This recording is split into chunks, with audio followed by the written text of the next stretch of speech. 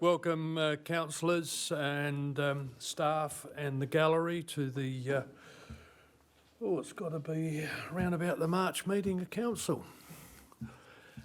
With that, I'd like to acknowledgement of country. We meet here in the spirit of respect, cooperation and collaboration. We pay tribute to those who've come before us as we seek to grow our understanding, our connection and our knowledge of our heritage and our culture. We pay respects to the traditional custodians of these lands and the European settlers whose custom and traditions have been passed down through 6 generations. There is a leave of absence from Councillor Priest, and Councillor Lane may appear shortly. I haven't heard from him, so we'll move on to the minutes from the council meeting held on Tuesday the 17th of February 2026 at 5:30. Someone like to move those minutes? Councillor Hearn, and seconded Councillor Schilling. All those in favour? Carried. No matters arising from the previous meeting minutes. Petitions, there is none. Members, we have a deputation. Welcome Mr. Andrew Young, who's coming along to speak to us with regard to the Truro-Dutton proposed boundary realignment to join the Barossa Council. Mr. Young, please. Mr. Young and I go back a long way in CFS. So. Yeah, we sure do. Thank you, Mayor Bim, and thank you, ladies and gentlemen. Tonight, what I'm going to put forward to you in dot form, I was told reliably started by Stephen Henschke.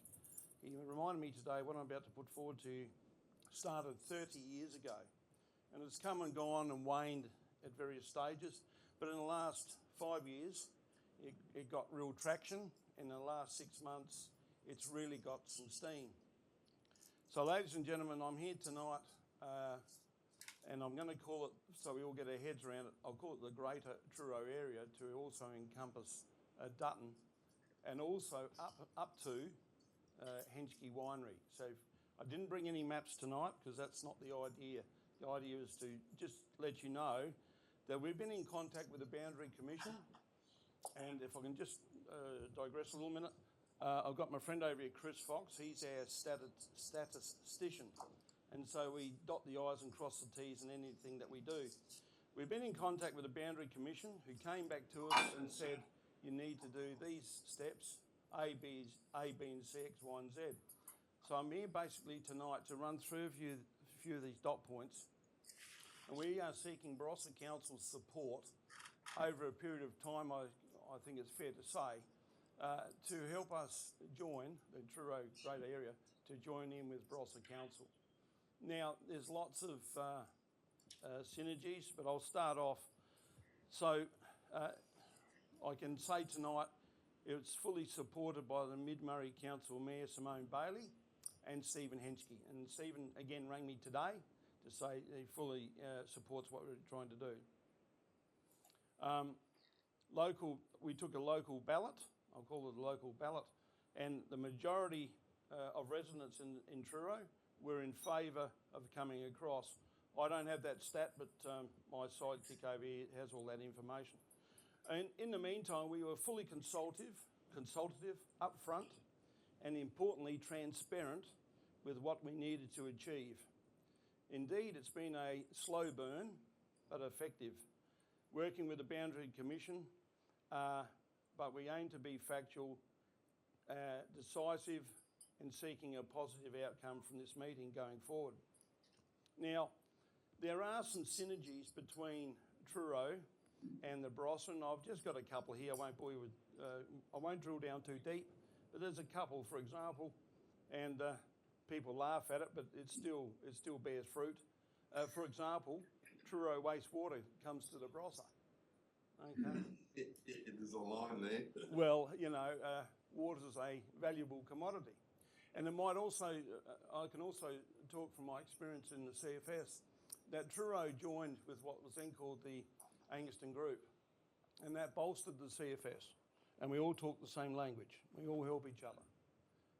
But another thing from emergency services point of view, so I spoke to the Chief Inspector here locally, which has been several over the years, but each Chief Inspector I spoke to come back and said it would be advantageous, for example, if the Truro Greater Area was in with the Barossa Council from an operational point of view, from their point of view. And let me give you an example. So currently you would ring for police assistance, and if you're lucky, you'll get the copper from Blanchetown. However, he's got to have days off too, etc., and he's got a life to live. But if we want police, they have to come from Waikerie.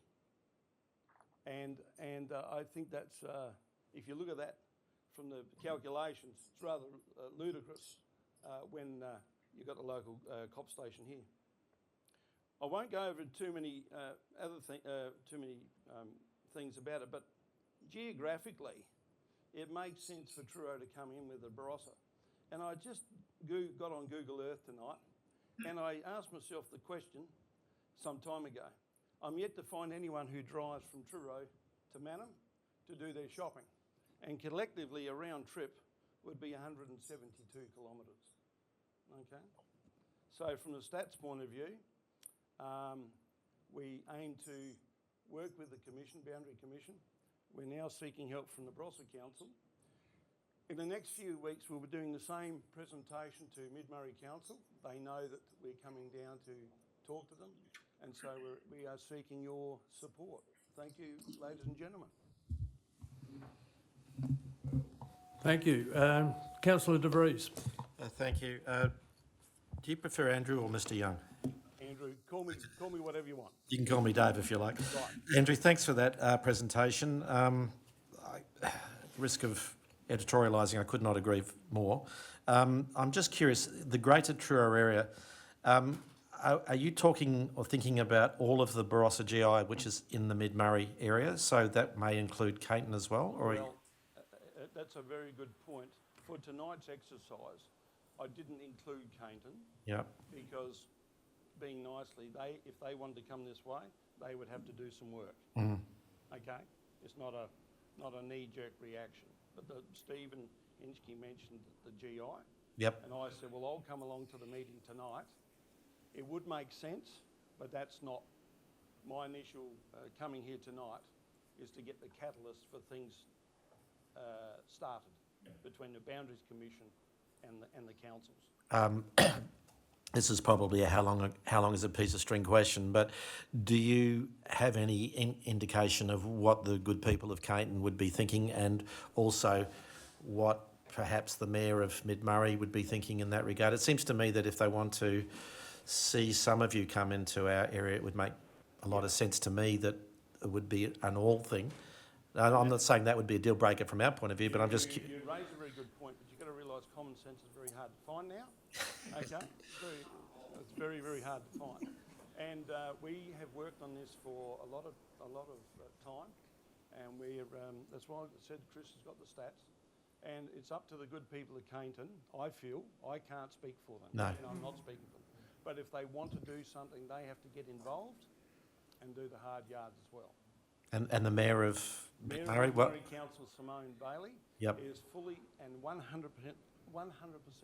supportive. In fact, she rang me last night to make sure she got in my ear to say that she's 100% supportive. I should note, from a local government point of view, that also Mid-Murray Council, it's on their agenda, okay, to talk about these very issues into the future.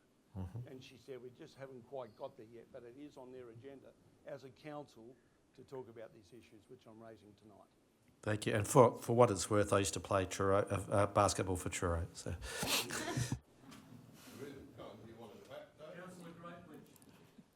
And just having a look at I wanted to look this up, and I know that we're not talking about specificities of where lines go and that sort of thing, but I think we're all familiar in the Barossa that there's about 17 different layers of different maps with GIs and council and tourism regions and all of that sort of thing.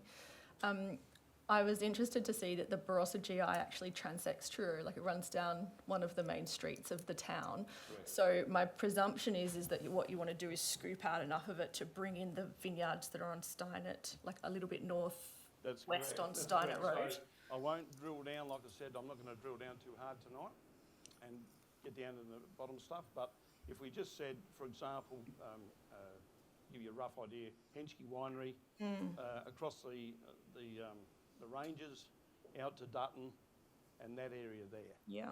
So almost up to, because I mean, the question that then begins to arise is like, everyone wants to be in the Barossa GI, right? We understand that from a grape growing perspective. And so at some point there needs to be a line on the map. And I think just as long as that's kind of obviously forefront in people's minds. I agree with you, and that's not my doing. That's the powers that be above me that do that. Thanks, Andrew. Councillor Evans. Thank you. Thank you through the Mayor. Andrew, thank you for your wonderful presentation. Just a quick clarification. Could you just please, for the Chambers, just reiterate how long the community has been working on this proposal to bring it to where it is today? Okay. Thank you. So I got reliably told by Stephen Henschke again today that we've been working on this for 30 years. Yeah. Thanks. And it's had various shapes and forms of what we wanted to do. So it wasn't until we really sunk our teeth into it and we put it to the people out our way and said, well, look, what do you want to do? You can't sit on the fence forever and a day. And so we were upfront, transparent with people and honest, and I think that's very, very important. And then we got in contact with the Boundaries Commission who said, you need to do X, Y and Z, and which I said, well, that's okay, but that's getting a bit beyond me. So it suggested that we come along to both councils and do the short presentation, and we want I think the CEO it's called, CEOs to have a powwow and get together. It's not that we don't love Mid-Murray Council, that's not what this is about. But, you know, we want to be progressive. Lovely. Thank you so much. Councillor Angus. Thanks, Mayor. Thanks, Andrew. Good presentation, and I'm sorry that we are continuing to kick this can down the road. It's time that it was stepped on and crushed and, you know, made into the shape we want. My advice, though, would be that if we're going to negotiate with the Mid-Murray Council over our boundary, we do it once, because, and it doesn't stop at Henschke's Winery. I think it stops with our boundary with Mid-Murray towards Eden Valley. And so we do need to have a coordinated approach, and I think Stephen maybe, not that it's his job, but he should motivate the good people of Cainton and seek their concurrence with this plan so that we're not sort of revisiting it 2 or 3 times. We just get one bite of the cherry. It's an expensive process to change the boundaries, not because we sit around sort of wanting money for it, but the bureaucrats tend to make it a really, really expensive process. Ask all the council. I applaud your attempts. And thank you for those comments. And I'll just digress a little bit. When we talk about that, I'm a believer that Gawler should go down with the next council down the road a bit further. And we'll call that... you and I need to have lunch. I can. Thank you one and all, and thanks for your time. No other questions. Thanks, Andrew. I was invited out to the Truro community with Mayor from the Mid-Murray. I think it's probably about 5 years ago. Yeah, it was back that long. So thanks for your presentation. We'll wait to hear something from your presentation from Mid-Murray, and then at the appropriate time we'll try to put something together. Thank you. Thank you.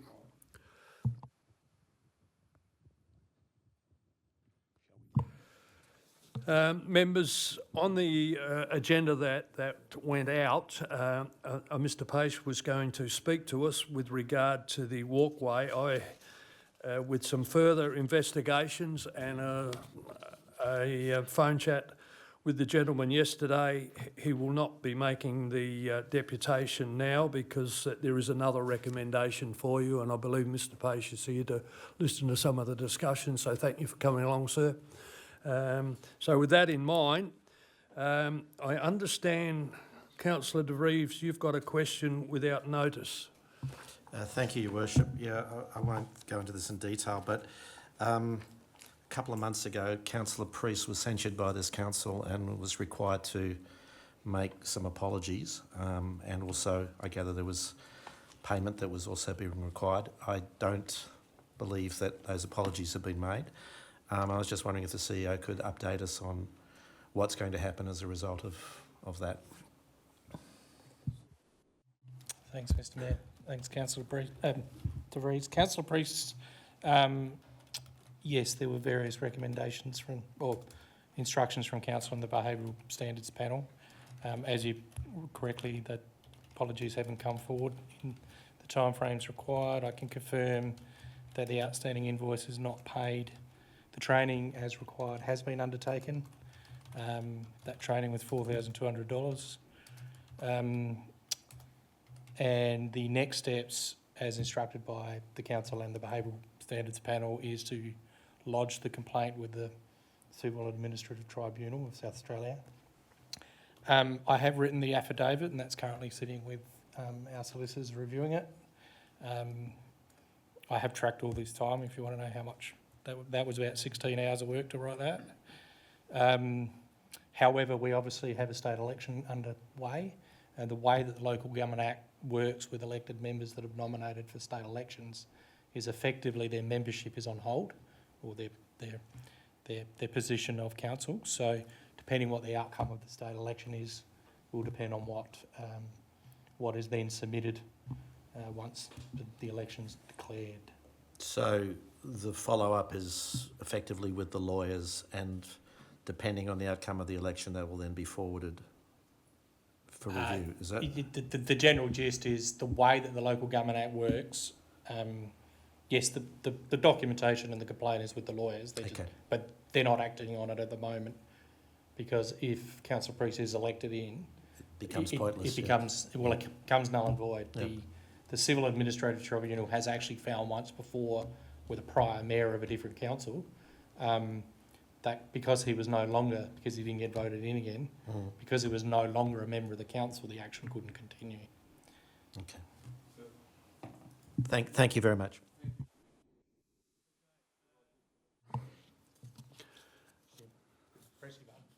Oh, could I just ask a question?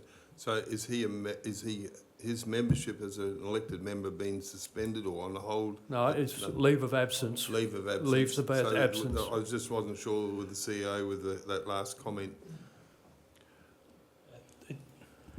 There's two components of the Local Government Act that actually drive this, but the very simple gist is, yes, he is still a sworn member of this council, but it is effectively on hold.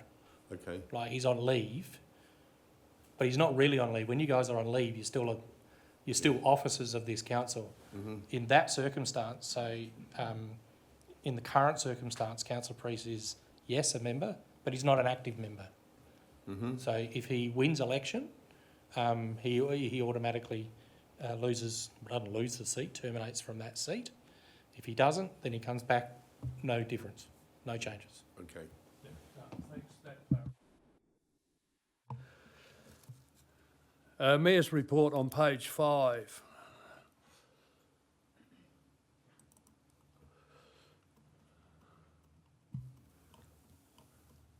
Councillor Angus. Thanks, Mayor. Could I get a situation report perhaps on the site meeting at Neville Linky's block, and also a situation report on the Sandy Creek Golf Club hotel proposal? Yeah, thank you. Yes, I was called to the meeting by Mr. Linky. their situation is such that they've been looking at that parcel of land for a long time for a potential for subdivision. It's clearly unsustainable at the moment, even to the point where they've just spent $80,000 on managing that parcel of land with spraying and all the other things that you need to do with vineyards, and with no sale for the grapes. They'll stay on the vines this year. So I guess there was a desperate plea to say, what can happen? Is there any opportunities for that to be rezoned? He's already got a concept over the land and all the services are there.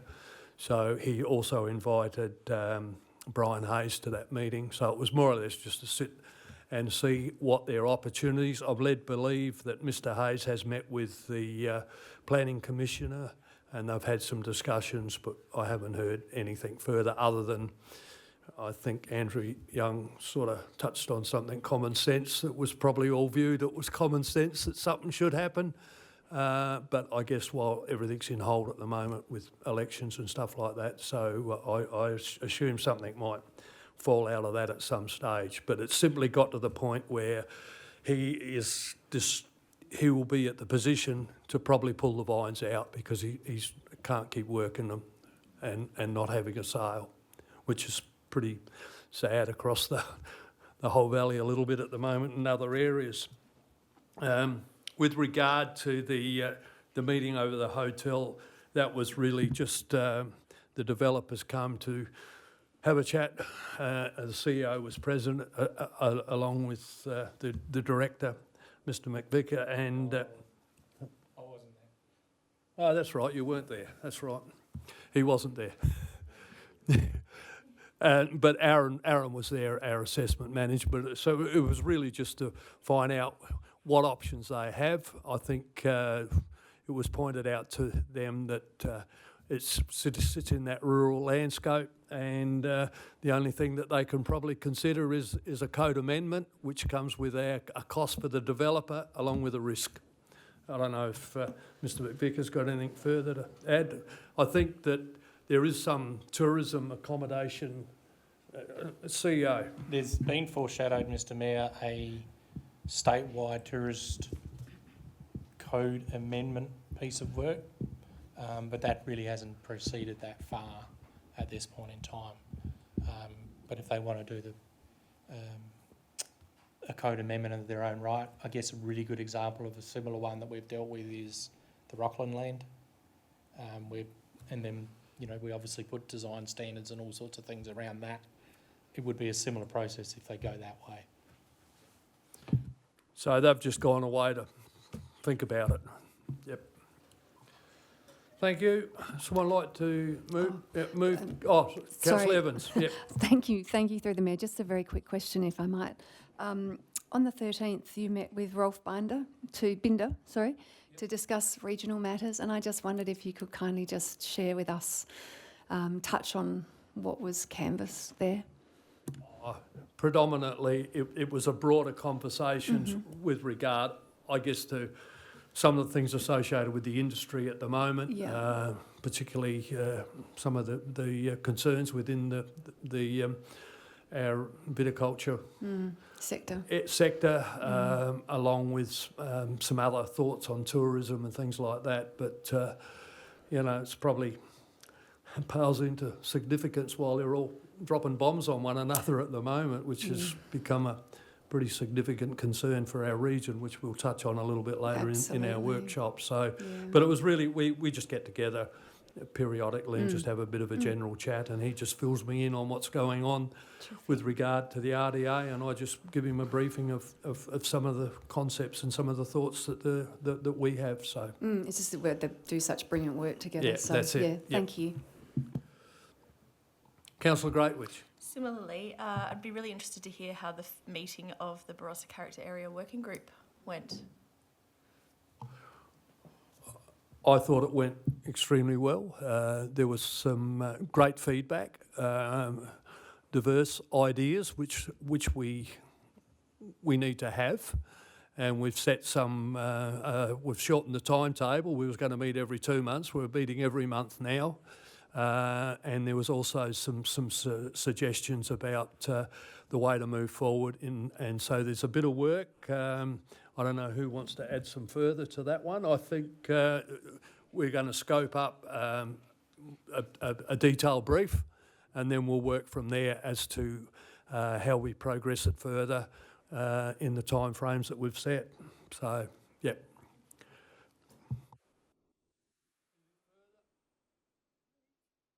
Moved Councillor Evans, seconded Councillor Greatwich. All those in favour? Carried. 5.1 is Councillor's report to Council. The Deputy Mayor Evans on page 7. Hang on,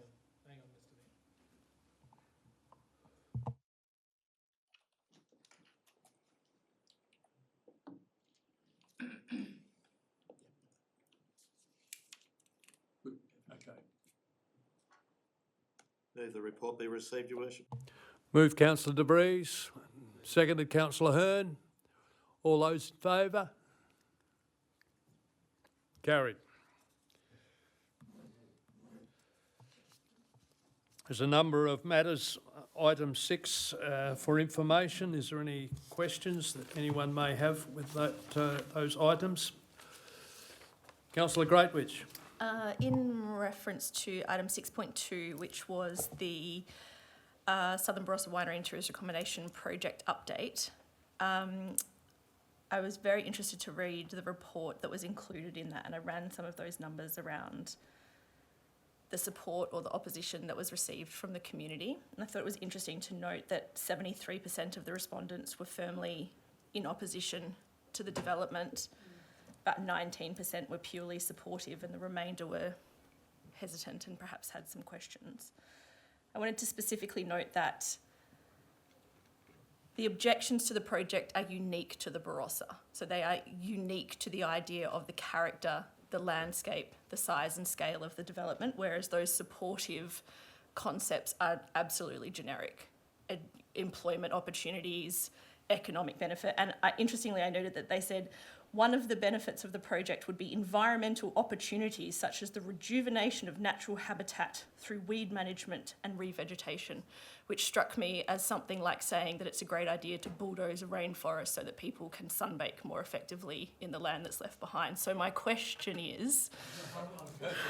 That's a long boat. My question is, how can it be that as a council we can remain either neutral or even remotely supportive of a proposal where our community is so adamantly opposed to it? CEO. There is no answer. The council made a decision, we followed it.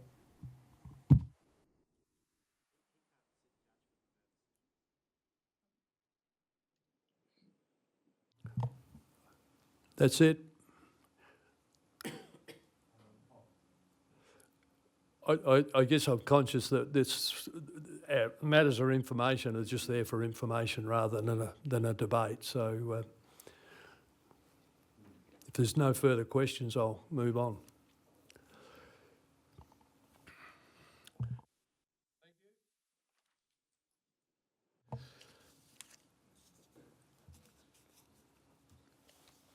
I'll move to item 7.1.1 is the Mount Pleasant Tallunga Park business case for football service levels at the Tallunga Park and Master Plan update on page 153.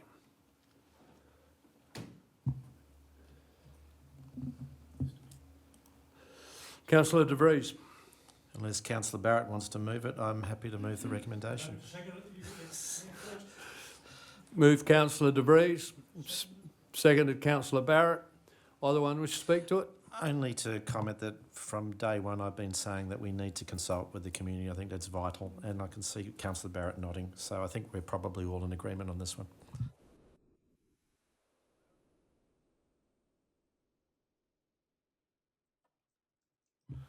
Won't waste anyone's time, just get on and start consulting. Any further comment? Not all those in favour? Carried.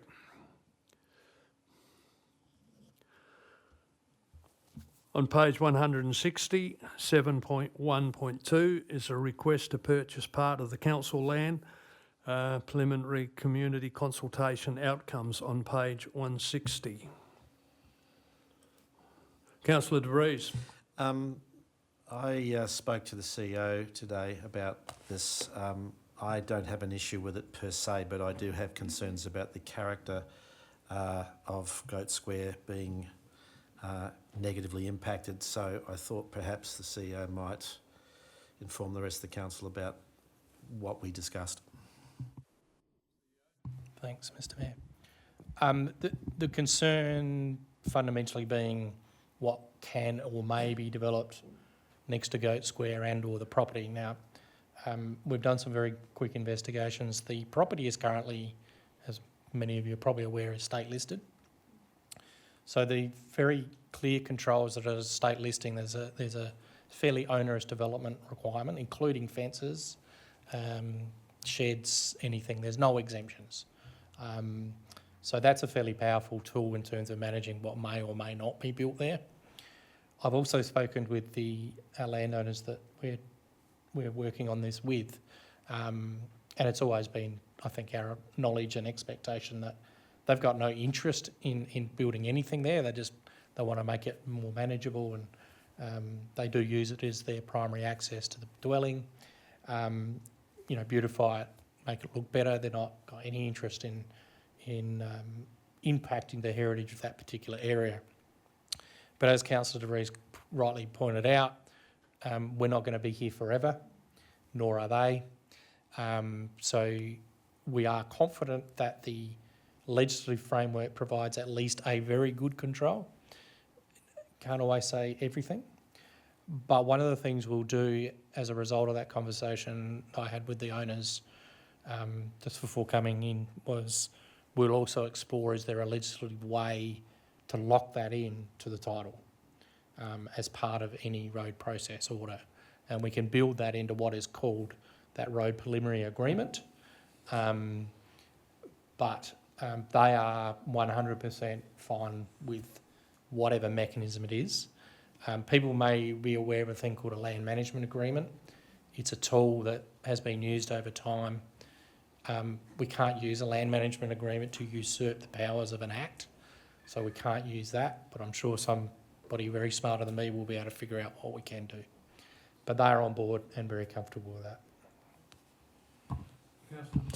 If no one else has any questions, I'm happy to move the recommendation under those circumstances. However, I'm happy to wait until, if anybody has any questions.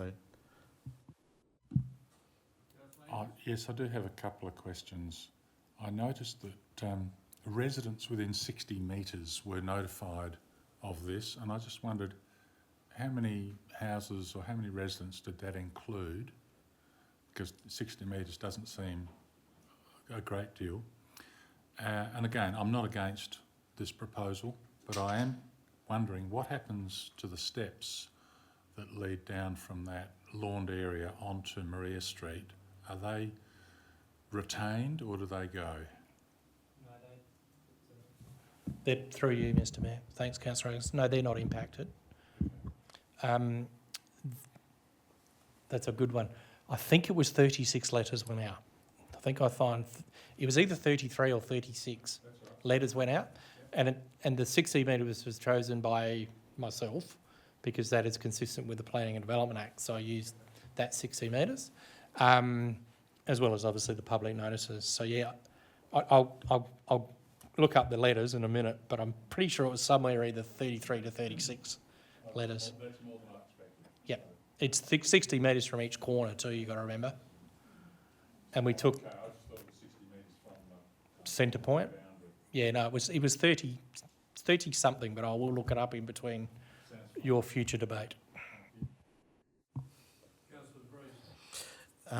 Okay, I'm happy to move the recommendation.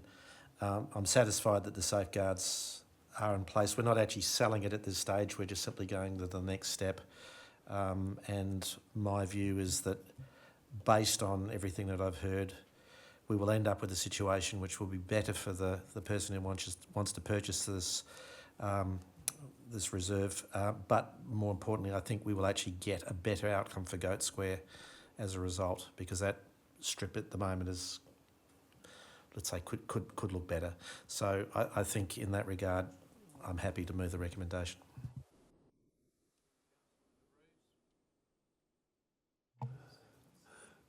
Seconded, Councillor Troop. Either one wish to speak further? No further comment? All those in favour? Carried. Yep. CEO? Through you, Mr Mayor, I am ageing, it was only 31.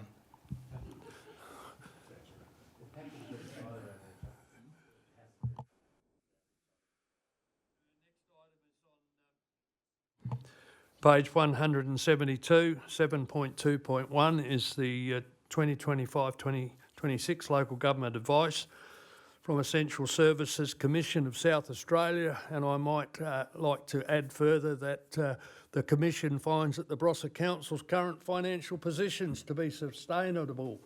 The Barossa Council faces low risk in achieving its operating surplus, effectively managing its assets over the forecast period. It has a strong and demonstrates focus on transparency, community consultation and agile service delivery. So well done. Councillor Barrett. I had one small question. I've already spoken to the CEO about it. If he can just enlighten us about the 4 dot points that the SCOSA Commission made so the rest of the councillors know what's planned. Thank you.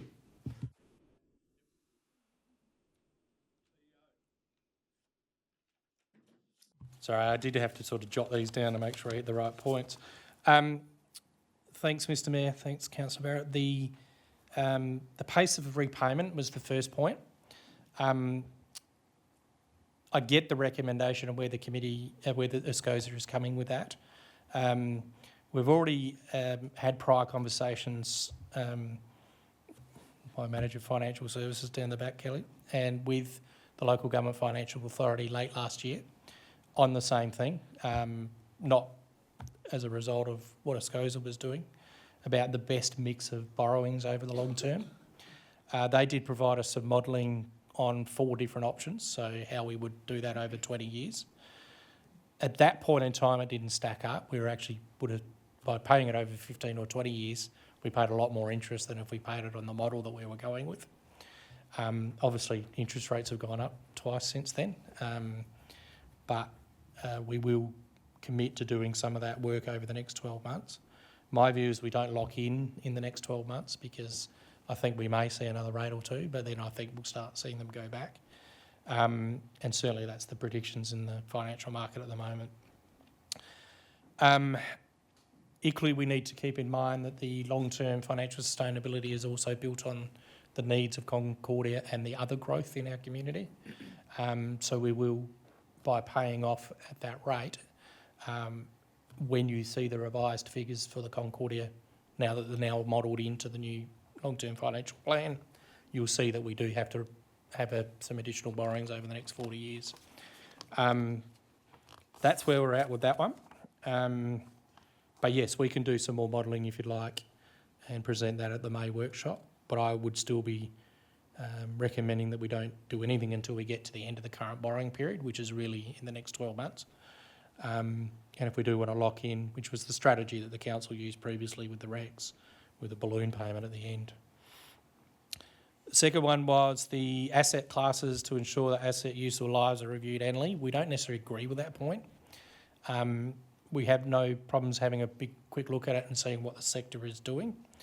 The other component of that is our condition data. We have all that data that's independently valued, and all of our main assets are revalued we try to achieve a 3-year cycle, but it's normally a 4-year cycle. So that's already in place. We also, within our long-term financial plan, index the value of all of our assets. So therefore we are reflecting higher replacement costs and higher depreciation figures in the estimates. So I guess you could say it's presenting the most conservative picture that we can. Third one was underlying clarify the underlying assumptions in the asset management plan in terms of condition. It also talks about in the report, you know, the escalation rates that apply to the assets. That's there, it's available, we'll just add it to the next update. And it'll just align to what the long-term plan says anyhow, because they're the same figure. So it's really just putting it in the report, which we'd already identified. And the last one was update the strategic plans for the Concordia development. As you may recall, that on the 16th of December, you've got the first full detailed financial model for Concordia. That's now, over the last few months, been input into the full long-term financial plan. Now that we have some security over who's going to govern it for the future, as well as we're mature enough around the investments that have got to be made, the timing of revenues. The other strategic plans, I would argue they're actually already reflected, because it's identified as one of the majority and one of the most significant strategic issues for the council. But at the end of the election, we obviously have to go through a review of our strategic plans. And really, Concordia is becoming what we call BAU internally. It's a business as usual piece of work. We're moving from the project work to actually embedding it. So that'll be another opportunity to pick it up. So all in all, we're fairly well advanced with it all, bar the one question about revaluing assets values every year is a bit challenging. Thank you very much for the explanation. I'm sure there's 67 other councillors who'd like to be in the position we are, so well done. Thank you. Yes, I was at an event not long ago and was chatting with the Minister for Local Government, and I pointed out this report to him and he said, "I read them, Bim, well done," to the council. Councillor De Vries. I move the recommendation, Your Worship, proudly. Move Councillor De Vries. Oh, Councillor Angus. Just well done. Well done. Councillor Angus? Yeah, I agree, well done, and I also agree with Martin's comments regarding Escosa's suggestions. You know, when you have bodies like that, and I think it's in the report on the Bruce Eastick Dam, you know, they'll say a concrete structure lasts for 80 years. Well, the Whispering Wall's 125 years old, so to be revaluing these assets every year for a book entry is just wasting your time and mine. So, you know, steady as she goes. Well done. Any further comment? All those in favour? Carried. Yes, well done to everyone involved.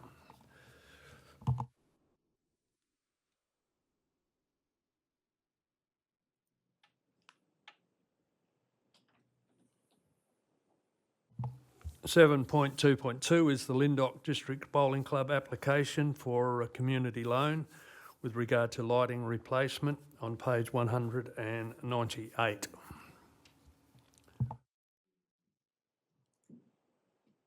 Move that. Moved Councillor Hearn. Seconded Councillor Barrett. Either one wish to speak to it? Councillor Barrett? Further comment? All those in favour? Carried.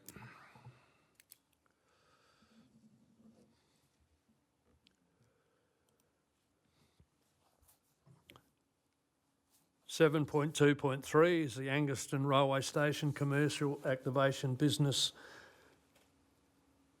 Incubation 205. Councillor Evans. Through the Mayor, I just wanted to say that it looks like an excellent initiative and very happy to move it. It's a beautiful building, a little treasure. Thank you. Thank you. Moved Councillor Evans. Seconded Councillor Angus. Either one wish to speak further?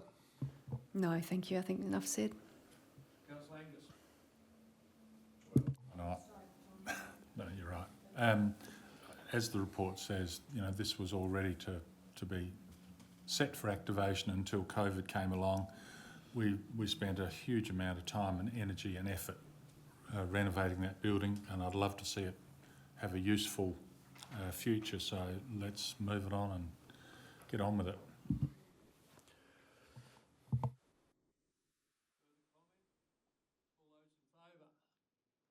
Carried.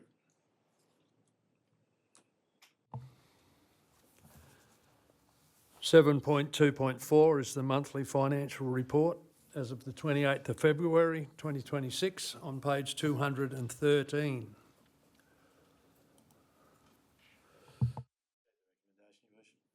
Move Councillor De Vries.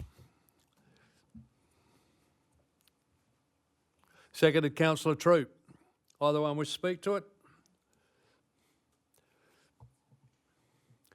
No further comment? All those in favour? Carried.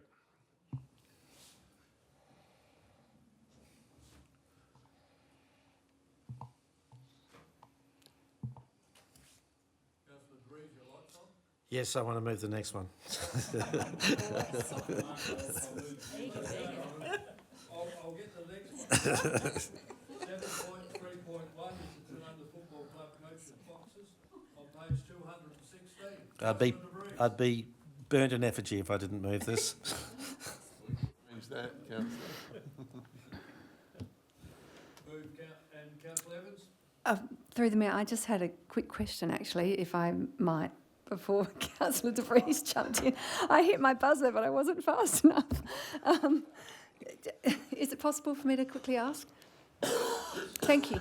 I noticed in the report, for the work to be done with the football club, this looks fabulous. Very happy to second the recommendation. But with Jamie Gladigo's provision of architectural services work that he's scoped with the football club, it says here that he's looked at the upper floor coaches boxes, but then also in the boundary coaches boxes, that's addressed.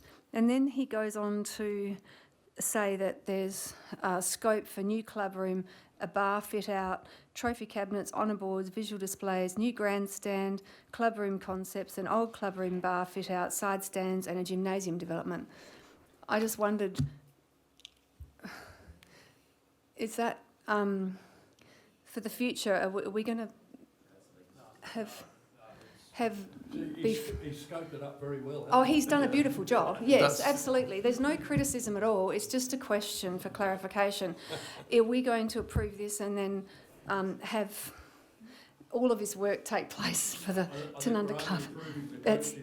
Yes, we are absolutely limited to that. But I suppose it's all speculation and at this stage in scoping. But I just went wow when I saw it. I thought. Through Mr. Mayor, that's actually the work is already undertaken for them. The bulk of that's already been done. Oh, so the grandstand. I thought the grandstand was pretty good. Yeah, so when they done undertook the original works at the renewal of the club rooms, he helped with the fit out of all their honour boards, which have already been done. So that was just sort of the services already provided. That's why I was confused because I thought, how could it all need doing again? Help me out here. All right, lovely. Thank you so much. Very happy to second that one. Seconded Councillor Evans. Councillor De Vries, you wish to speak? I think this is just bringing the whole thing together. They're very excited to do it. No cost to council. I'm very excited to see this take place, and I notice Mr. Clark's nodding too. So, further comment? All those in favour? Carried.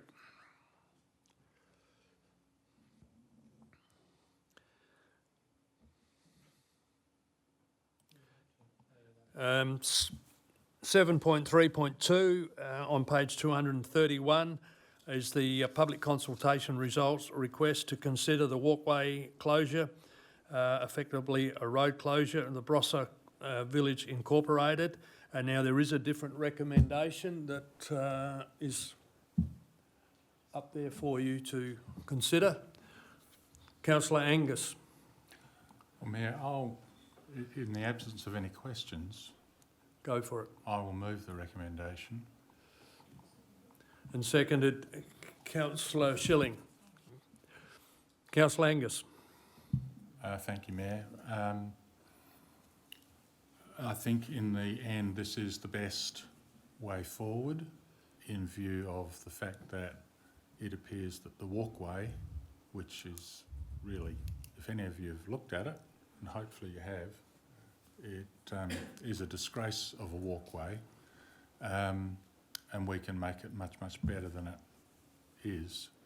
The fact that it has now been identified as a drainage easement has changed my mind about the possibility of Barossa Village assuming that land and providing an alternate.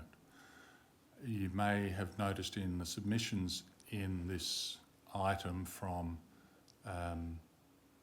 local residents that I was accused of a conflict of interest, and that is not the case, and I want to state publicly that that's not the case. It's quite obvious that while I was a member of Barossa Village and a member of this council at the time this was first discussed, I absented myself from this chamber, and I'm no longer a member of the Barossa Village Board, and I just want that on the public record. So I urge you to support the motion. Thank you. Councillor. Thank you, Your Worship. Yeah, I just... Oh, sorry, did you... Oh, sorry. No. Sorry. Councillor Shilling. Yes, I'd like to echo Councillor Angus's words on this item, and I was of the same feeling that I didn't have a particular problem with Barossa Village taking it over, but I live in the vicinity of this walkway and I never knew that it was council owned, and I will, after speaking to a lot of people in my neighbourhood and how many people do actually use the walkway, it'll be great to see it tidied up and made safer for everybody to use. So I encourage everybody to vote for it. Thank you. One of the advantages of letterboxing in elections is you get to find these little walkways, and so I was aware of this. I just sort of want to add to this that I think there's a lot of discussion went on with this, and I just wanted to let the members of the community know that this request was treated very seriously by the council. We went to extensive consultation. I think we've done a significant investigation on this, and finally I think we've all sort of worked out as a result of this process that asset needs to be significantly improved.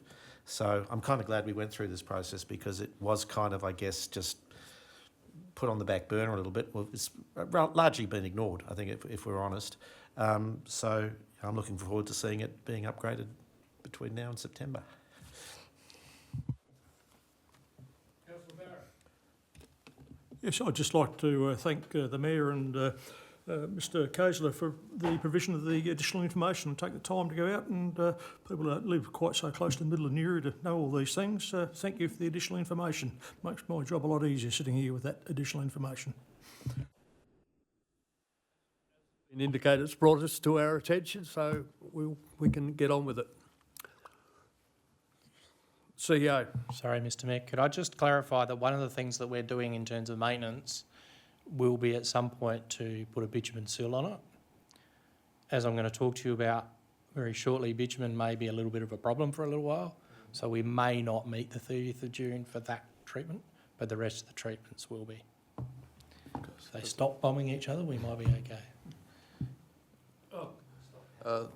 Yeah. Mr Clark. Through Mr Mayor, just for the awareness, in order to seal it, there's a few trees that were planted at some point, some deciduous trees that will probably have to come out to make sure that we put a surface in that people can actually traverse safely. So as long as no one have any objections, feel free to let me know. Otherwise, we'll remove those trees and tidy it all up at once, and then try and seal that path as soon as practical to get it all safe for mobility through there. Any further comment? All those in favour? Carried.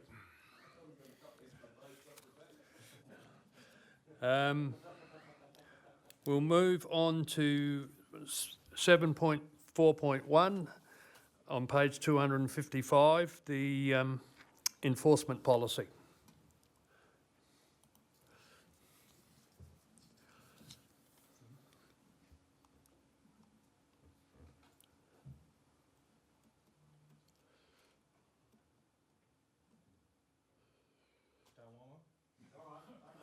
Yeah. Yeah. Okay. You moved that, Councillor De Vries? And seconded? Councillor Hearn, second. Either one wish to speak to the enforcement policy?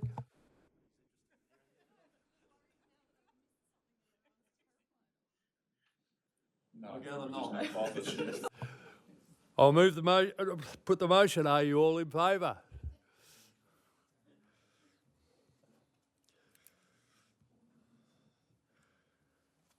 (7.4.2) on page 268. Empowering SA Community Battery Proposal, Stockwell Oval, allotment 30, Millway Avenue, Drinkwater Crescent, Nurriupta, 268. Moved. Seconded, Councillor Evans. Either one will speak to it. Thank you. Yes, I've been involved with the Stockwell Community Association and their efforts to put forward reasons why it shouldn't be at Stockwell Oval, and I think the suitability of the area in Europe that they've come up with is a much better idea because it's near the houses that are going to be getting the best benefit from it. So for the trust homes that are going to get that direct kickback from having that battery and getting a discount on their power. So I'd just like to say thanks to the staff for coming up with a much better option. Thank you. Councillor Evans. I'd like to thank the staff as well for finding this way forward and concur with my councillor, with Kathy Schilling. Also, just to say that it was quite overwhelming, the amount of feedback that came back from the Stockwell community with all of their concerns. So it's lovely that we can find this compromise and move forward. Thank you. Any further comment? Not. All those in favour? Carried. 7.4.3 on page 326 is the garage sale trial program extension review.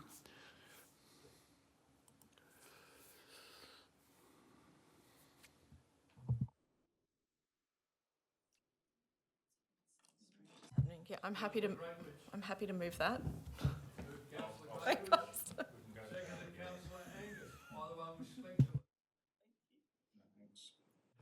Any further comment? All those in favour? Carried.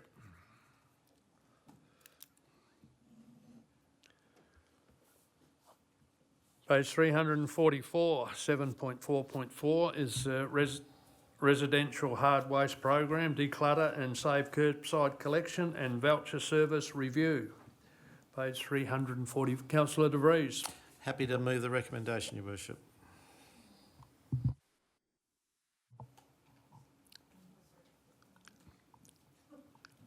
Move Councillor De Vries, seconded Councillor Greatwich. Councillor De Vries. Yeah, I remember that years and years ago there was a lot of talk about this idea of having a heavy waste for the entire valley where everybody could go rummaging through each other's front yards, and I know this appeals to some, but I've never been a big fan.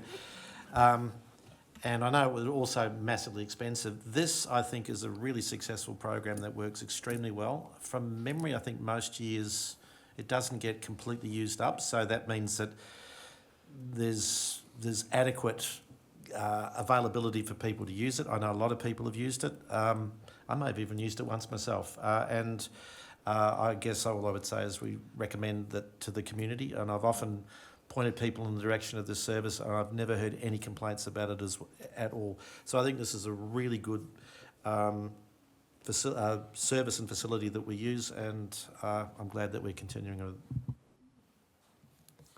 Councillor Greatwich. Yeah, I did just want to preempt one of the potential concerns that was raised about removing the small business operators from being the service providers for it. And when I read through it, it seemed to me that the two reasons for that was that it placed an administrative burden not on the small businesses themselves, but on the administering body, if that's correct. And secondly, that the data that was being provided by them was sometimes unreliable.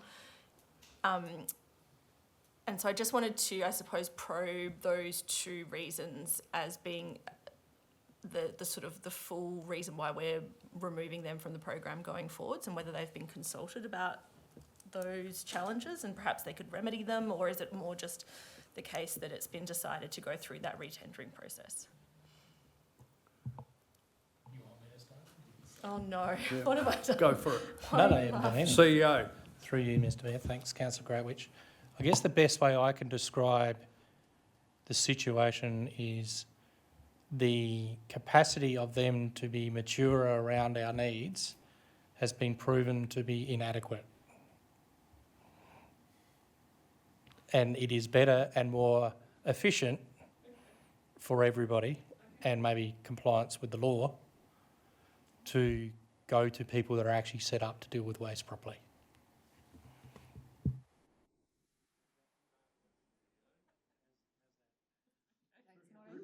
Thank you. Okay. I disappear.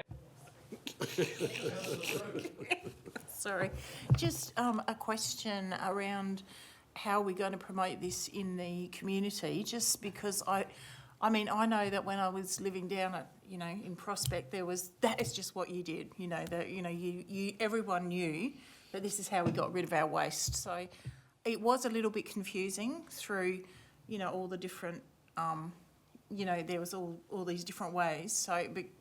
So how are we going to communicate it now? Is it going to be through social media? Just maybe, Mr. CEO?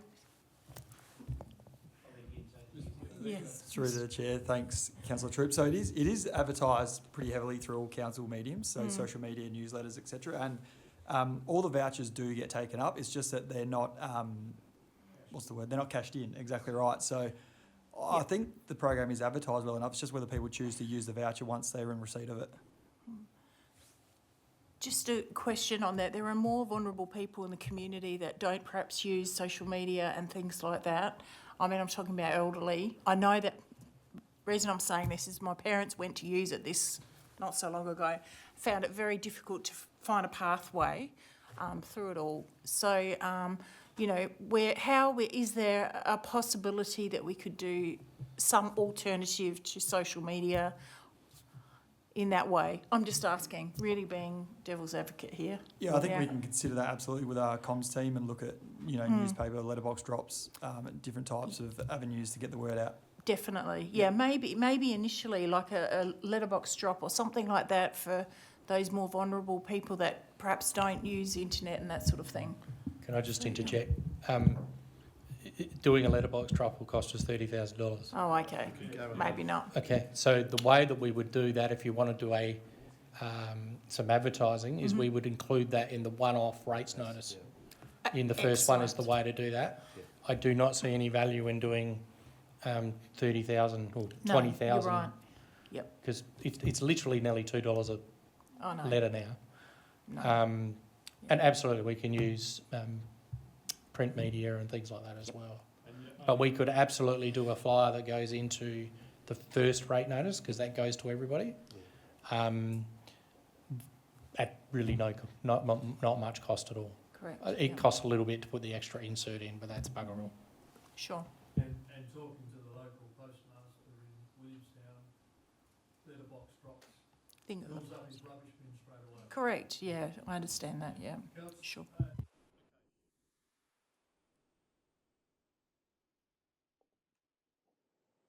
Anything further?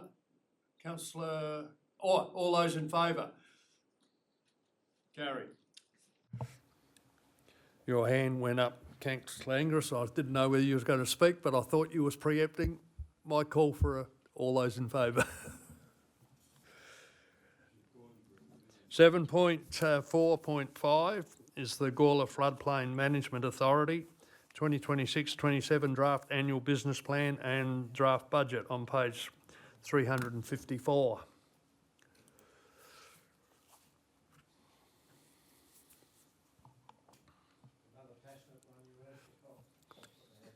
Councillor De Vries moved. Seconded Councillor Hearn. Either one wish to speak to it? Nothing further. All those in favour? Carried. 7.4.6 is the dog and cat management. Breeder reforms. Amendment regulations 2025 on page 384.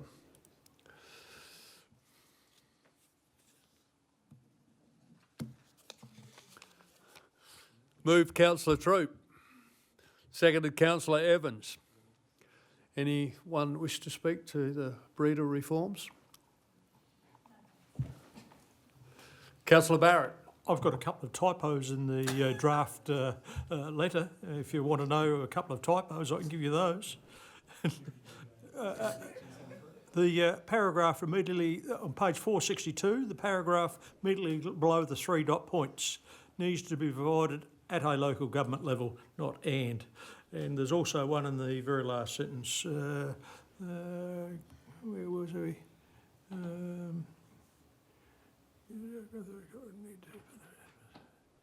There was another one. There was two of them. So as you go through it in the letter, there's two typos. That's just a test. Yeah. There's two. Yeah. You found one. Yeah. No, there's- That's all I had in relation to.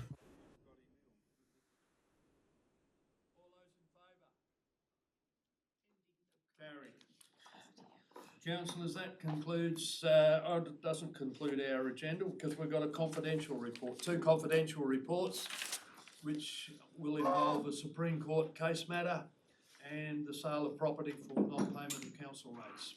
Move we go into confidential. Moved Councillor De Vries, and seconded Councillor Greatwich. All those in favour? Sorry, carried.